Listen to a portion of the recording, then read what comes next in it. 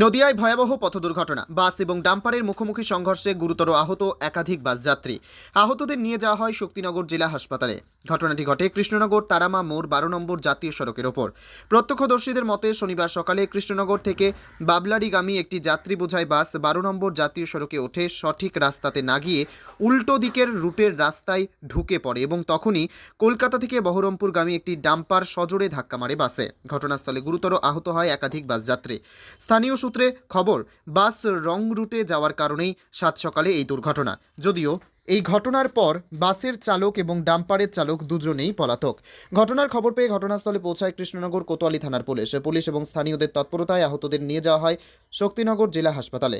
সেখানে গুরুতরভাবে আহতদের চিকিৎসা চলছে। তবে কী কারণে দুর্ঘটনা তা খতিয়ে দেখছে পুলিশ। আপনার নাম? গণেশ সাহ। কি হয়েছিল ঘটনাটা এখানে? বাসটা ওই পাশ দিয়ে লং সাইড দিয়ে আসছিল, আচ্ছা, ডাম্পার ডামের সাইড দিয়ে আসছে। ডাম্পার বহুত জোরে ব্রেক মেরে বাজাতে কেউ পারলো না বাজাতে।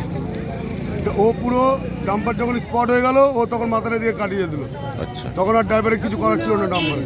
আচ্ছা, তখন ডাম্পারের সঙ্গে ওর পেটে লেগে গেছে। আচ্ছা। কতজন ইনজোর হয়েছে? যতজন বাসে ছিল প্রত্যেকের ইনজয় হয়েছে।